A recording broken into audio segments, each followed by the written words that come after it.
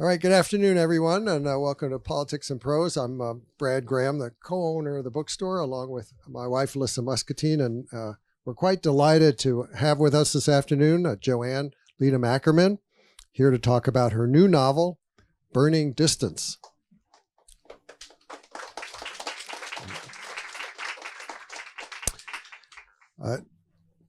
Not yet, Joanne. Oh, he told me to come out. Well, you can, since you're halfway out here. Come on out. Okay, don't come out. Anyway, I like to do my intros before the authors are sitting here looking like stone figures, because then they can make their grand entrance. Anyway, Joanne, who you just saw, started out in journalism, reporting for the Christian Science Monitor in Boston, before turning to a life writing books and teaching.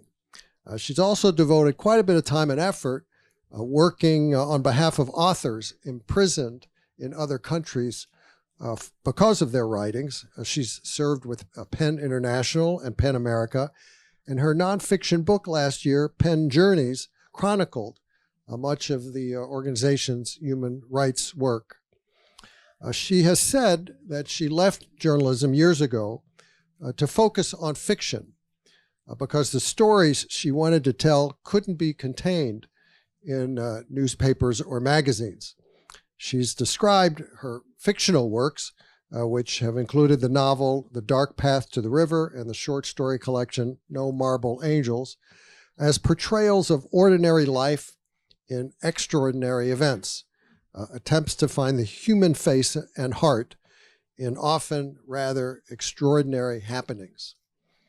And that's what she's done again in Burning Distance, which is both a political thriller on the world stage and a personal love story involving a couple of younger people set against the mysterious world of arms trafficking. As one of the blurbs for the book declared, Joanne has the ability to take the big issues of contemporary life and render them in the context of love, conscience, and the consequences of choice. In conversation with Joanne this afternoon, we're also fortunate to have Azar Nafisi, who, in addition to being an accomplished author and university professor, has advocated on behalf of intellectuals, youth, and especially young women in Iran, where she was born and raised. Her book 20 years ago, Reading Lolita in Iran, spent many months on the bestseller list, and her most recent work, Read Dangerously, published last year, is a guide to the power of literature in turbulent times. So, ladies and gentlemen, please join me in welcoming Joanne Leedom-Ackerman and Azar Nafisi.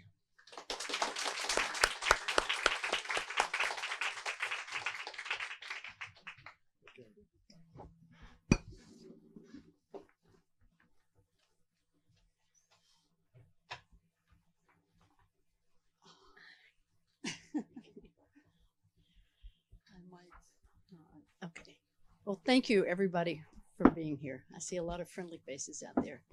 What we thought we'd do is maybe I'll just tell you a little bit about the genesis of this book and read a bit so you can just hear the voice and hear the story. And then put myself in the very competent hands of Azar, who I've been friends with for about 25 years. And he's very nervous. Yeah, Azar says she's very nervous to be interviewing me, and I said, well, that's so funny because I'm completely relaxed because you're interviewing me. So I've done very little preparation because Azar's interviewing me. We just to give you a little bit of background between the two of us. Azar was teaching at SAIS, and I happened to be on the board of Johns Hopkins. And somebody said, I have somebody, the two, you would really like each other. And so we were introduced 25 years ago by Paul Wolfowitz. And we've been friends ever since. And during COVID, the few people I saw, Azar and I were both writing books at the time, and we would have lunch together and discuss many things and just go off into conversation, which is why I'm pretty relaxed today with you. Anyway, a bit about this book. I think I'm the poster child for persistence and keeping at your writing. This book, and those who know me well, has been in the writing stage for over 20 years. I think Azar read it probably 20 years ago. I was living in London at the time, and my children were at the American school in London, and the first Iraq War happened. Now, I don't want to embarrass my youngest son, who's become quite a renowned novelist himself, but he was at summer camp when we were picking him up, and one of his best friends was the son of the Kuwaiti ambassador, and one of his other good friends was an Iraqi student. And we picked him up, he's 10, and we tell him what's happened over the summer, and he says, well, what happens to Talal and Alex? Instantly understanding what this means to the children. And so I began thinking, at this American school are all of these children, the EU was just starting, the Soviet Union was falling apart, so much was happening, and the parents who were at the controls of a lot of this had children all at the American school from all different cultures. And so that began triggering the idea. And as I began moving into it, looking at it, and the war did happen, and the journalist in me saw is there are all these weapons that were there, weapons of mass destruction. And as I began digging into it, and at the end of this, I'll show you this extensive bibliography I have. I'll just leave it on the table if you want to look at it. I began reading how much the West had sold to both Iran, but particularly to Saddam Hussein. It was staggering. The components, the spinning lathes and all of the components of this. And so I just began reading, and it was before the internet. So I have in my office like 4 giant notebooks of news clippings, and I have you can see all those news clippings because you couldn't just Google this information. And then I began starting to write a novel. Well, to take all of this information, words like isoprofene and anti-ballistic missiles, and sort of chew them into a literary form took a while. And if the book had gotten published right away, I think it would have been prescient of things to come. But when 9/11 happened, it wasn't published, and I kept writing and writing. But what happened is I began then writing the next novel, and then I would go back to this novel, and then I would write the next novel, and then go back to this novel. So what was happening is I was becoming a better novelist. I was beginning to understand how to weave a story together, how to put it together. And the strangeness of life is here I am with another book coming out next year, an option on a 3rd book. All of these books are written. So I hope that it all proves to have been good work. But as I tell people, if you're a writer, you write. You just write. And if you're a musician, you make music. If you're an artist, you do art. And if you're lucky, you find an audience. But if you're really lucky, you have a passion and some talent that you can pursue. And I just have always felt grateful that I had the ability to do that. So that said, I'm going to read the opening pages, the prologue, A Burning Distance, and then turn this over to Azar.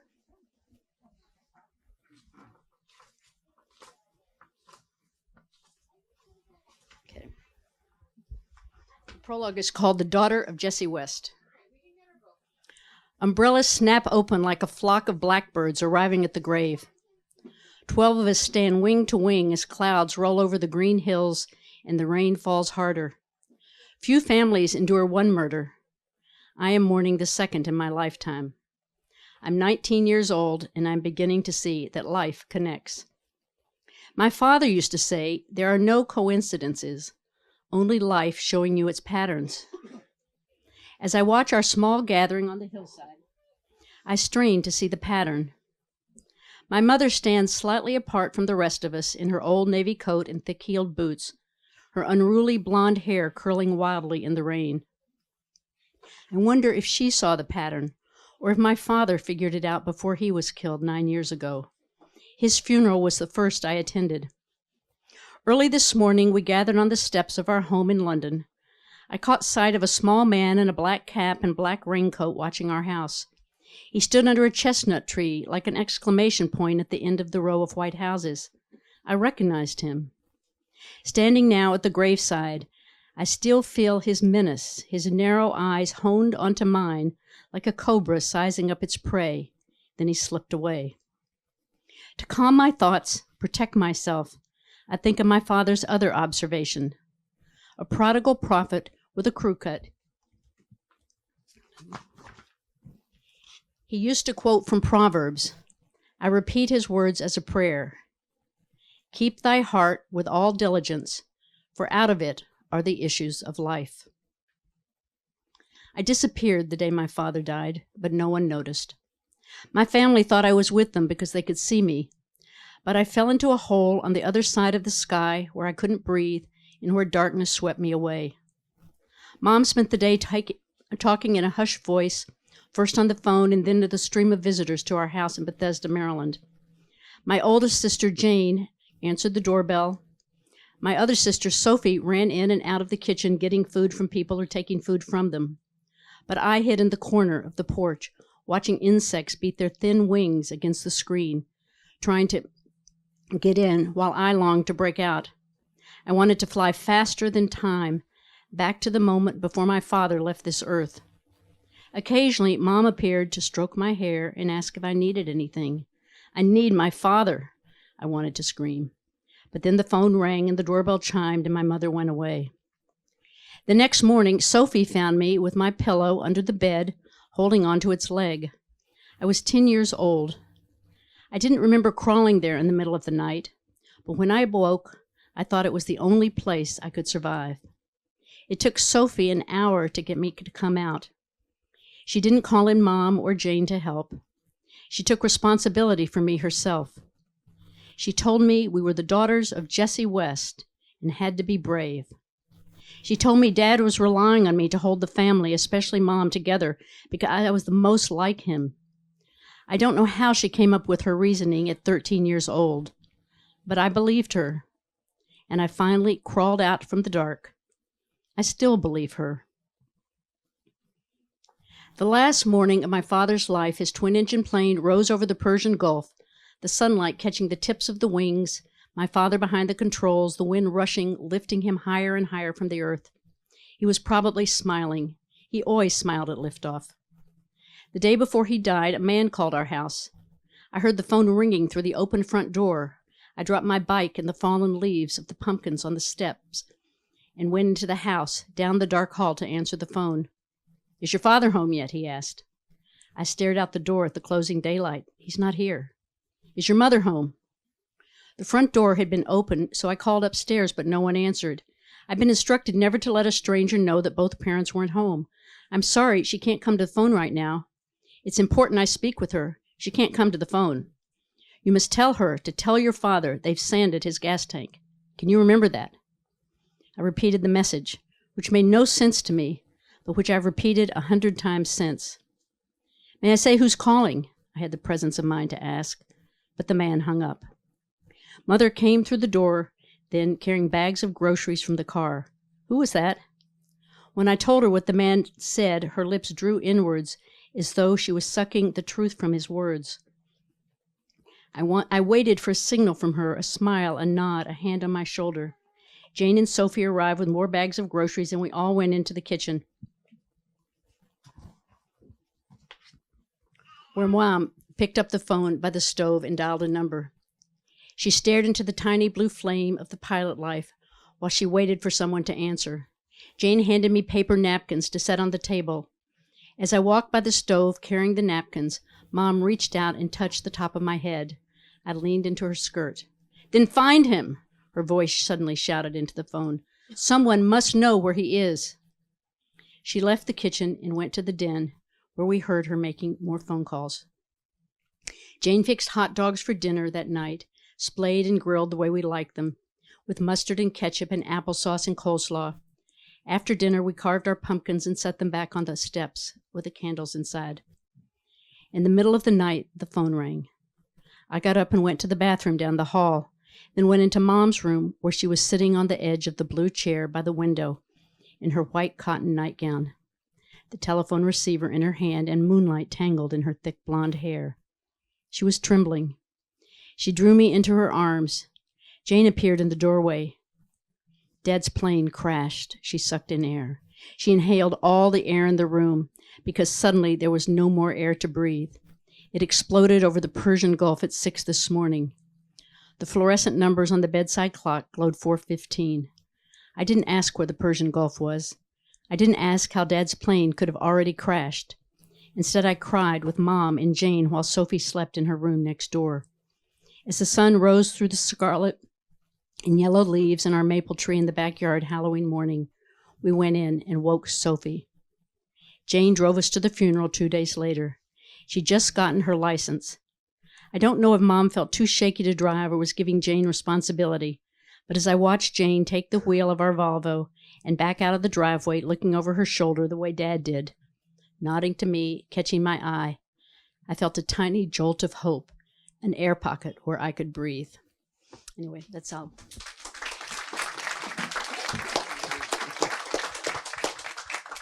Over to you. I'm still very nervous, and I intend to remain nervous throughout this next hour, so please bear with me. It's such a pleasure. It's absolute pleasure and privilege to be with you here. I'm just used to sitting opposite Joanne in one of our digs, Cafes. this restaurant that she chose, and just talking, and talking about our books. And so this is a little bit more formal. And I have questions to show you that I really worked hard. And I don't know, I will start with my questions, and then we can move into a conversation, which I would prefer. In the author's note in your book, you talk about how Burning Distance is a story of history's trajectories into the lives of individuals. And the protagonist, Lizzy, her mother talks about history being in your DNA. It can be traced, it can be placed and traced. But her father talks about it in a different way. He says, and by the way, this novel, as I was rereading it, I keep coming upon quotations and that I want to share all the time. So this will be one of those quotations. He says her father believes we are blind to the future. We don't understand the present because we recognize only what we've seen before. We don't see what we don't want to see. And I was wondering, how does Lizzy deal with this? How does she grow with these interventions of history in her life? Her mother tells her that she doesn't want Lizzy to go under history, but on top of it. Does she manage? What kind of weapons does she have to stay on top? Well, I always prefer to hear people who've read it tell me what they think if she gets on top of it. So I don't want to preview too much of the story. But her father, because of the way he died, it's a mystery to Lizzy for quite a long time. She doesn't really understand, but as children don't, children. My grandchildren are here, so I don't mean to patronize. But you know the world and you slowly are taking in the adult world around you and figuring that out. You don't quite know how you fit into it, and that's sort of what happens to Lizzy. But her mother's aware of what her father's life was, and she's worried that the time will come when the weight of that life and what happened to him will come crashing down on her. And there's a trajectory within the book, and this is hard to talk about because I don't want to give away the plot of the book. But there is the other sort of protagonist in the book is a Lebanese Palestinian man named Adil Hasan, and they fall. I can tell you this because this happens in the first chapter or two, and they fall in love in high school, and then they're separated for reasons, and all of the culture that they both are from would push them apart. What's uniting them is really their hearts. I mean, who they are as people, and they're trying to understand that. And yet they have all these societal barriers that are between them and current events that happen that just separate them.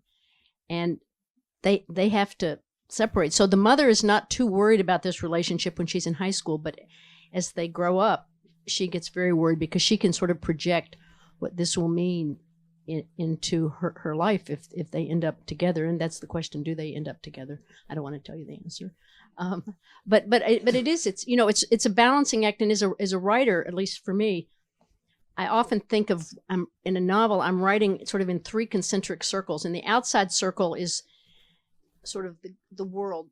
For me, the global world and politics interests me. So in this case, it was, the Middle East and the arms and the arms trafficking. And then the next circle, the circle inside of that is the family and the community that they lived in. So that was political Washington and it was London. And then the very inner circle, the most important in a way for a novel to work, are the main characters. And if you do it well, all of those connect. The themes connect and their reasons they connect. But the most important are the lives of the characters. And that's what's one of the big differences of being a journalist and as a novelist. You're as a novelist, you have to get inside life. And as a journalist, you're writing sort of from the outside. And it was hard as a journalist to get inside. Just to tell you a little thing, I went from the Christian Science Monitor, I went back to graduate school. I'd already been to one writing program, but I went back to Brown. And the first pages I turned into the novelist I was working with were about 14 pages. And he looked at me and says, "What is this?" I said, "Well, it's the opening." He said, this should be at least 40 pages because, I just compressed everything. I'd told everything from the outside. And I had to learn to just crack open these events and get inside the characters. So Lizzie's mother is mostly outside, but she's glimpsing the inside of her daughter, and she's worried that history will bury her. When I was rereading the novel, I was wondering how timely it is, as if it was written yesterday and not 20-something years ago. And one of the themes that caught my attention, which I felt was very timely, was the concept of evil or your enemies, how you treat your enemies. We become victims in different ways. One is when you're dealing with a totalitarian mindset, you give in to your victimhood. You become complicit in the crime that is committed against you. Or you can become like your enemy. That is the danger, that either way it's death. Either way it is giving up your identity as a human being and becoming someone else, And over here, you have dealings with evil in different ways. One is Adil's mother is killed by a terrorist explosion bomb, and he wants revenge. And then, of course, I can't give up. Oh, you can't give all the plot. That's okay. This is adds to my nervousness. But now I have to also remember the plot and not use it. Remember it in order not to say anything about it. But you find out that in chapter 2, so she hasn't given you too much. Liz's father again says, "We're all deep in the cave with the beast," which goes far more than just wars or totalitarian regimes. You can be living a very normal life and you still will be staring the beast in his eyes. He says that the father, the mother says about the father, he was searching out the devil in order to find God. I wondered if he needed an enemy to know himself. I wanted to ask you, I feel that our enemies define us as much as our friends do, our allies do, and they define us through our attitude towards them. And so what attitude we take tells us not just who they are, but who we are. And I was wondering if you have anything to say about that. I do. I think it's really the challenge when you confront what would be evil in various formats. Certainly the work I do with pen, you know, and I was actually just on an international call this morning and listening to what was happening to certain women in Iran and looking at what had happened in the Ukraine. And this was a call with the women's committee, so it was particularly with women, but it was everybody there. And how you go forward and don't take that so deep in yourself you can't see joy in life and figure out how to move forward. And it is a challenge. You know, among the people in American history current history that I really found inspiring, and I know most people here have read Martin Luther King's letter from a Birmingham jail, where he talks about don't let those who would oppress you define you. Don't you become them. And he's talking from a Christian point of view, but he's talking about the sense of finding within oneself the good and letting that be what governs. So understanding who you are from the inside out, and it's also your protection. And I know in some of the work I did with writers, I'll never forget some writers that were trapped, were imprisoned in the Western Sahara in the worst of times. And there were like dozens of prisoners in this 6 by 6 meter cell. And every night the guard would say, you know, many of you will die, and here are the shrouds you'll go out in. And there were some of them that didn't. And they told the story of how they would write, when they get one bar of soap, they would write poetry on their trousers and memorize each other's poetry and get little bits of charcoal and write poetry. And then they would live in that and support each other. And then one of them said, you know, we survived because we lived in Paris in our minds. And they understood the importance of where we live in our minds, not in our bodies, not what other people do to us, not the injustice around, but what is in our minds and what's governing us. And I learned a lot from, you know, the work I did with pen and from writers in the most extreme conditions, and could really see the difference of those who survived. If they could create, that was even better, because they could create art in their minds. But it was what was in one's mind that was the strength, and I think that was what was important. And if you remember, I'm reading that later, right? So I'm not going to say No, that. go. Oh, okay. Just there's a point at which for Lizzy's. Well, let me end with that, because that's the thing you want me to read at the end. I'll read that at the end. Okay. I was, as you were talking, I kept thinking about my own reactions to evil. I remember there were days in the Islamic Republic of Iran where I would walk down the streets and say, God, please kill them. Kill all of them. You know, they had, I had reached a point where I felt completely helpless, completely frustrated, and completely outraged. And one thing that I see in this movement today in Iran, I was going to link it to your book, is that Iranian women, but Iranians as a whole, they have learned how to deal with this kind of a thing by refusing to become like their enemy, but also by being creative, by living. I mean, the whole process of just how you live, the manner of living, threatens the totalitarian mindsets. I was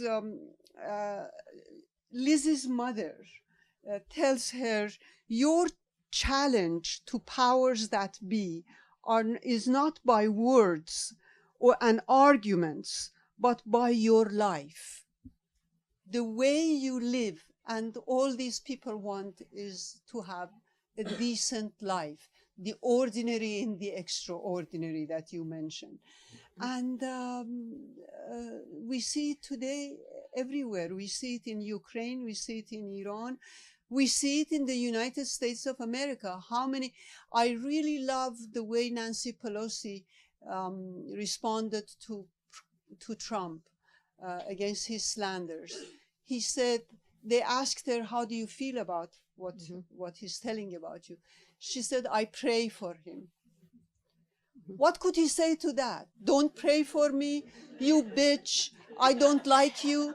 no matter what he says, he says it doesn't work because she refuses to go into his domain. Yeah, I don't know about Nancy Pelosi, but you can't. I mean, you can't let people get under your skin. Yeah, I resist getting into American politics because I think it's a minefield of in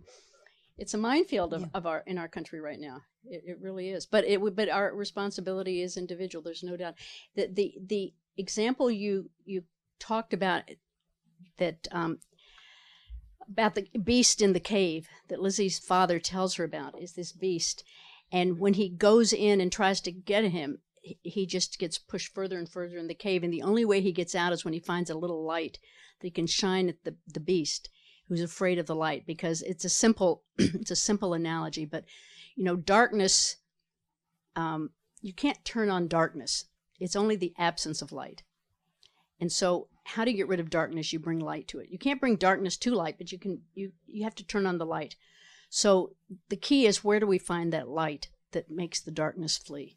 And that's all of our, and if we're moving down one track, we're not there. If we're going right in their path of the darkness. So, but that's very much, one of the themes of the book of how do you get there? It's one of the main. Another main thing that I really loved was the way you bring love and life together. I mean, you mentioned in, again, the author's note that you're interested in how the human heart shapes both the personal and the political. And Lizzy says that it seems in our family, the heart is determined to fight battles for love rather than ease gently into union. Perhaps it is the struggle that produces the spark, that ignites the fuel, that fires the engine, that changes the course of history. So, going from that very small inner circle, you go round and round and change the world. Well, you can, and some love goes in easily, and some have to fight for it. I mean, sometimes the love isn't the person that's just like you; it's the person you're figuring out. And in this case, their family has a lot to figure out. But for Lizzy, what happens when her father was very much of an out in the world and a very sort of exciting man, and her mother remarries a British businessman who to the children seems very boring, I mean, by comparison to the father. And so they can't quite understand how the mother could compare and fall in love with this man. But what she explains to him is to them is, we've lived more of our life and we don't have to struggle so hard to try to walk the same road. It's okay if we're not walking on the same road. And love has many iterations and many definitions. There's just not one. I know the book, the promo, which I like, is that Romeo and Juliet, the background of arms. But Romeo and Juliet, you can take lots of versions of that. So love has lots of iterations.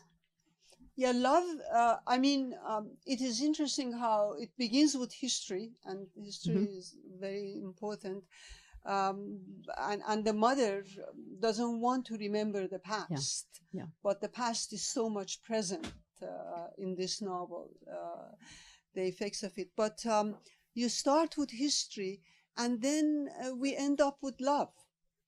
You start with something, overarching, and then we come to this small place, which is like ignites the night. And they're going to have to figure out. I got an email from a friend who's a very fine writer herself, and she said, I loved your book, but I'm really worried about what comes next for by the way it comes out. And I said, I know, but I'm not writing that sequel. Thank you very much. It's I can't tell you what comes next, because it's never a simple line. Even when you think you found the simple plumb line, it's individuals. I mean, we're all figuring out the best we can. This tries to show some of that conflict. Yeah, that's why I don't like to ever talk about what a book is all about. You just talk about your reactions to what you're reading, to the world that the book offers you. But you can never talk about it is about, yada yada. It Well, doesn't work. I found in my earlier novel, The Dark Path to the River, sort of interesting. And it's not a complete division, but really men read that book differently than women read it.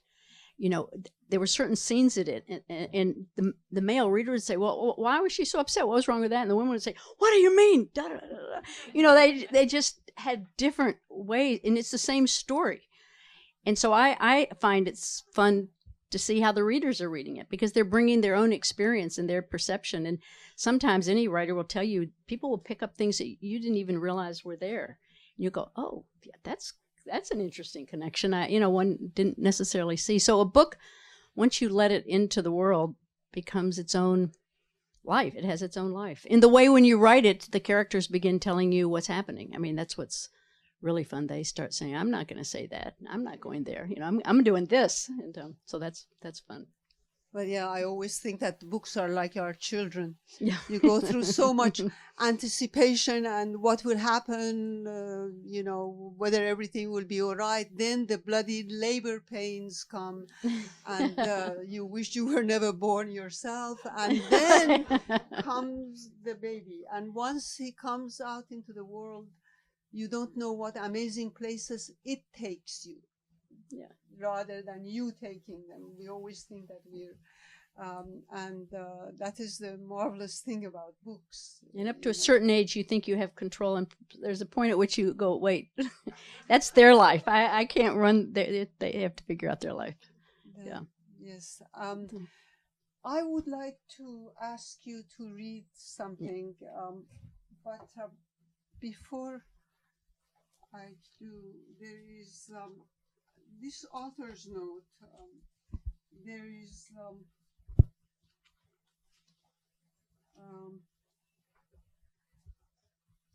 the last paragraph in author's note. I wanted. Is it okay if You I read it? Yeah, you read it. As a novelist, I'm interested in the personal stories within global events and in seeing the ordinary within the extraordinary. I am interested in how the events we call history impact individual lives and in how the human heart shapes both the personal and the political. Burning Distance is a story of history's trajectory into the lives of individuals. It's a love story and a political thriller. I think it very well encapsulates the story. And I wanted to ask you if you could, there is a scene where Lizzy and her mother are talking, and they're talking about the dad, and they talk about a holiday they went, the three of them, when Lizzy was 8, and the dad tells her something, and Okay. I'd love if we could end with that. Yeah, Azar asked me to read this. Lizzie's the youngest of 3 daughters, and she's always wanted to be as old as her sisters. It's just the frustration of every younger sibling. And her 2 sisters have gone off to summer camp, but she's not old enough. But she gets a special vacation with her father and mother for 4 days. And because of her father's work, she doesn't get a whole lot of personal time with them. So they've had 4 days on a beach together. And, okay. I remember walking on the beach with him. He was whistling. He told me to let my life be a song. Sometimes the noise gets so loud you can't hear the song, he said, or people try to turn life into a sermon, tell you to do this or do that, or a destination, go here, go there. But remember what your dad, who's been all over the world, met all kinds of people, good guys and really nasty guys, is telling you. Let your life be a song. I didn't understand what he meant. I wondered if he meant I should keep taking piano lessons, which I wanted to quit. He said if I ever had trouble hearing the music, I should listen harder, because life was trying to make one giant song out of the universe, rather than the giant explosion some people wanted it to be. Mom smiles. That sounds like him. On that trip with you, he decided to leave the agency. The information he was turning up was being ignored. He said he was tired of tracking down an enemy, only to find that we were doing business with it. There were many jobs he could have taken, but he always wanted a mission. He was searching out the devil, he used to tell me, in order to find God. When he found God, he said he'd quit chasing down the devil. Sometimes I wondered if he needed an enemy in order to know himself. He didn't imagine himself getting killed. No one does. In my mother's eyes, I see the hurt she feels that my father hadn't considered us a mission big enough to stay alive for. So. Thank you.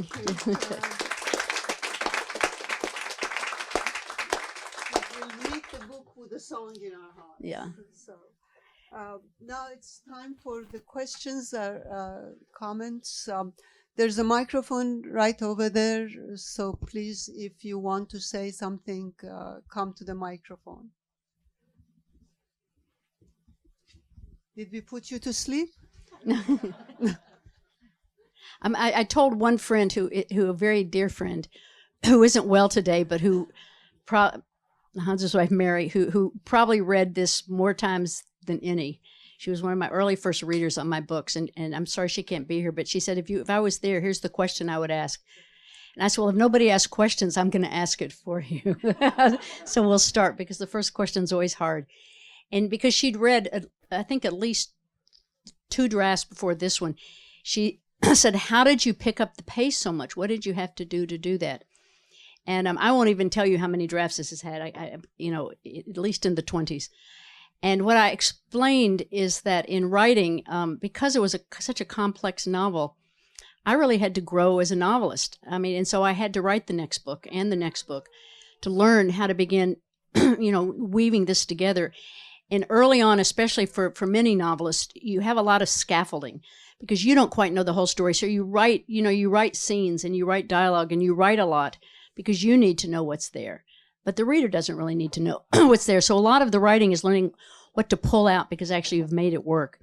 And so draft after draft, I began to see how to reshape it, pull out scenes, pull out characters, reshape the characters. And, I'm sorry it took this long for it to finally see the light of day, but I'm happy that it didn't see the light of day when it first was there because it had too much scaffolding around it. And pace picked up just because I began cutting. I just began shaping and cutting, and so the pace of the novel picked up. Would you like me to? Yes, would you? Hi, Kira. So I actually have 2 questions. Mm-hmm. One, which was close to what you just spoke to. My big question, knowing that you went back to this novel over 20, 25 years, when did you know that it was finally finished? Okay. And then the second question I have is, how would your characters speak to, I have so many friends in Russia today, and they are dealing largely with the kinds of issues that you described. On the one hand, they oppose the war, which they're not allowed to talk about or even call a war, and they don't want to be complicit. On the other hand, they want to have a normal life, and many of them can't leave or can't protest. So, and I love when you talk about the idea of being in the cave or not becoming the enemy. So at the end of the Soviet Union, when I was there, one of the things that kept coming up among refuseniks or those who opposed the Soviet regime was, hold on a second, now that we don't have this regime, totalitarian regime, to oppose, who do we become? Do we now have an identity in our pro-democracy work? And today, sort of the wheels have turned around. Now we're back to a totalitarian regime, and you have so many people who thought they had a normal life in Russia, and they're not sure actually what that should mean to them. What would your characters, ordinary, sort of ordinary, Americans living in a war situation, how would they relate? Or what would they say to people in Russia stuck in their similar situation? Okay. Well, I'll take the easier one first. How do you know when you're done? My students, when I taught, used to ask me, how do I know when I'm done? And I would always give the same answer. When you're published, you're done.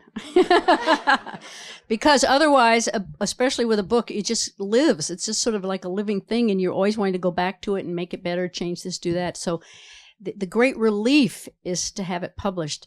One of my worries was that, when I went wherever I go at the end of this human scene, my children would see just piles of research and manuscripts, and I would say, what was Mom doing all this time? So it's so much nicer to, first of all, to be able to get rid of some of that and to actually say, here are the books that I was doing. So it's a hard answer, but actually a piece of fiction especially is alive. Sometimes you're done and you can't do anything about it, so you just put it away until somebody wants to see it again. But I don't think until you really get it. And I do know writers that go to the bookshelves and still are editing their books even though they're on the shelf. But anyway, the harder question: what would the characters do? It really would depend on the character. But I do know, even this morning on this international call, I was reading the text, the tribute of somebody from Russia that could not say who she was because it was just too dangerous for her to be on any international forum. For that reason. So I think it's an individual answer. I think the advice is to don't give up, but you don't necessarily have to be the one out there on the front lines, but you have to be living a creative and worthy life. So maybe if you're helping your neighbors or however, every individual comes to that decision on their own. I don't know. I know that it's been noted that if you've been in a society and you've never known what freedom is, then it's really hard to imagine what it's like. And that's what many people, in Afghanistan, will have faced. But it starts with the individual, and they will figure out how to do that. But maybe thinking of the things, what do you need to be as a responsible person? You need to be loving, caring, giving, and however you define that in your environment, I think. I don't know, Azar, you have a more, you've been on the front lines there. Said what I feel. Okay. Well, that's why we're good friends, right? Okay. Yes. Can I do it from here? No. Because otherwise you won't. But they want you to be recorded, Sheila. This is also a good friend who's read maybe only one draft of many of these novels. Two drafts, but yes. The character development, because my understanding is that you really have to absorb and be that character. And for you to put the book down and become another character that you must be, and then come back to it. I just don't know how you can do that. It's challenging. I have another novel coming out next year at this time, and you were just mentioning the long publishing thing. So I've just been rereading the manuscript and writing the acknowledgments and the author's notes and all of that, and I I actually gave the wrong last name to the characters in the next book and named them West. And I had to call the editor. I said, wait, no, I'm sorry, it's not West, it's Waters, and then the next book. Because I don't know if it always happens, because these two books are coming out together. The stories sometimes do merge, and they're similar. The next novel is called The Far Side of the Desert, and it's set in different places, but it is international, and it is international thriller and da-da-da.